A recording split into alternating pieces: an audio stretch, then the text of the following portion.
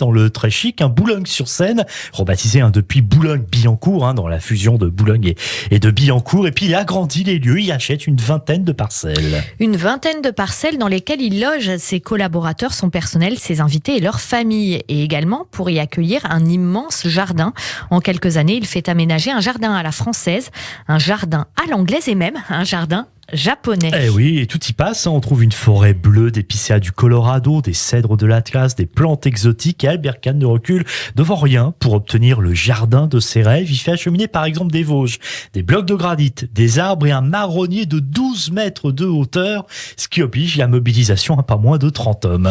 Le Colorado, l'Atlas, le Japon, Albert Kahn construit un jardin ouvert sur le monde. Et comme je le disais en introduction, cette curiosité va vraiment le guider toute sa vie, Christophe. Et plus précisément à l'âge de 40 ans. Là, il se rend compte que malgré sa fortune, son aisance sociale, personnelle, il n'est pas épanoui. Une bonne crise de la quarantaine en quelque sorte.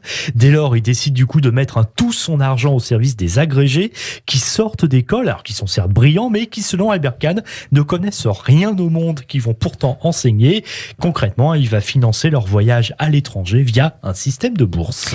Financer des voyages à l'étranger, en fait, Albert Kahn a créé en quelque sorte le programme Erasmus avant l'heure. Bah oui, en quelque sorte, avec un maître mot de la part d'Albert Kahn lancé aux jeunes étudiants prêts à découvrir le monde et qui, je pense, est toujours d'actualité. Je le cite: je ne vous demande qu'une seule chose, c'est d'avoir les yeux grands ouverts. Et une fois les heureux élus revenus en France, Albert Kahn les invite à Boulogne à partager leur expérience dans un club qu'il abrite chez lui, le Cercle autour du monde. Mais Kahn, c'est un homme discret.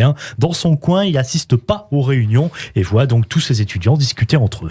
Personnage vraiment fascinant, cet Albert Kahn est très en avance sur son temps. En effet, il décide également de ramener des images de partout dans le monde pour montrer l'incroyable diversité des cultures et de la nécessité de les respecter, car il craint que certaines d'entre elles ne disparaissent. Ça, ce sont les archives de la planète. Et pour cela, sans regarder à la dépense, Albert Kahn recrute des photographes, des opérateurs qui ont évidemment en main les dernières techniques à la mode, comme la photographie en couleur. Il les envoie dans une soixantaine de pays lui-même. Voyage à plusieurs reprises. Il est accompagné d'un ou de plusieurs photographes. C'est vraiment un impressionnant catalogue, très varié. On peut voir par exemple des prises de vue de Jérusalem, la Grande Muraille de Chine, les pyramides de Gizeh, le Taj Mahal, et puis également, et ça c'est peut-être encore plus émouvant, des images qui témoignent de la vie de tous les jours, des portraits, une marchande de jouets un jour de fête dans un village japonais, les domestiques d'un hôtel en Suède, des cow-boys américains, des tirailleurs sénégalais, des paysans français ou des cavaliers mongols. Albert Kahn a coutume de dire: il faut aller saisir la vie là où elle est, à l'étranger, dans la rue, partout. C'est presque un grand reporter, cet Albert Kahn. Cela représente une centaine d'heures de films et au moins 72 000 autochromes. Les bureaux, le laboratoire où sont développées les images et un studio de projection sont aménagés dans la propriété de Kahn à Boulogne. Et à noter, comme il le voulait, car c'était le but premier, les archives de la planète deviennent un objet d'étude pour les géographes et les scientifiques, mais aussi pour les historiens. Les équipes d'Albert Kahn sont également des reporters. Justement, vous utilisiez ce mot lors de la Première Guerre mondiale. C'est assez incroyable, mais ils vont filmer, photographier les soldats dans les tranchées, les nombreux blessés, mais aussi la vie quotidienne de l'arrière. Un opérateur assis à bord d'un dirigeable va même filmer les zones détruites par le conflit. Vous parlez de la Première Guerre mondiale, Christophe. En fervent partisan de la paix, ça a dû être un traumatisme pour Albert Kahn, non ? Eh oui, effectivement. Du coup, il active ses réseaux, il reçoit dans sa propriété des diplomates et les délégués de la conférence de la paix après l'armistice de 1918, et il donne beaucoup d'argent au Secours national qu'il avait fondé en 1914. Parallèlement, Albert Kahn reçoit des hommes politiques, des industriels, des patrons de presse, des écrivains et même la famille impériale du Japon. En fait, on rentre chez Albert Kahn à Boulogne comme on rentre dans un moulin. Hélas, le krach boursier de 1929 remet tout en cause pour Albert Kahn. Ce krach s'accompagne d'une grave crise économique et il faut rappeler qu'Albert Kahn est banquier. Comme beaucoup d'autres, il perd tout en quelques mois. Lui qui se lève à l'aube, n'a ni femme ni enfant et ne se consacre qu'à ses activités et se retrouve donc presque sans rien du jour au lendemain. Fini les archives de la planète, terminé aussi les bourses décernées aux étudiants, les publications diverses, l'aménagement du jardin, les réceptions mondaines. La propriété de Boulogne devient très vite, et ça fait tout drôle, très silencieuse. Alors il doit se séparer de son personnel qui est en fait devenu sa famille, on peut le dire, puisque justement il avait à proprement parler pas de famille, pas de femme et pas d'enfants.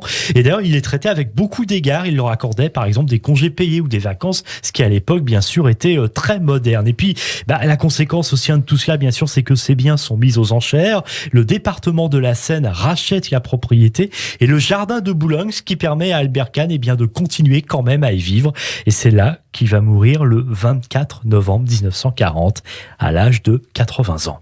Mais à sa mort, une personne va faire une étrange découverte dans un tiroir de sa chambre. Oui, elle va retrouver effectivement un certificat bancaire d'action sur une mine de diamants en Afrique du Sud, fermée depuis plusieurs années. Albert Kahn, en fait, avait conservé précieusement ce papier car il était convaincu que la mine rouvrirait à nouveau et que grâce à ce document, il pourrait refaire fortune et racheter tout ce qu'il avait perdu. Vous l'avez bien compris, il n'en a pas eu la possibilité. Drôle d'anecdote, en effet. En tout cas, merci Christophe pour ce nouveau numéro de l'histoire des Juifs de France. Sur vos conseils, j'invite les auditeurs à aller sur le site internet des collections Albert Kahn pour voir les archives de la planète. C'est dépaysant. Et vous pouvez aussi vous balader dans le jardin et le musée Albert Kahn, situé à Boulogne-Billancourt, donc près de Paris.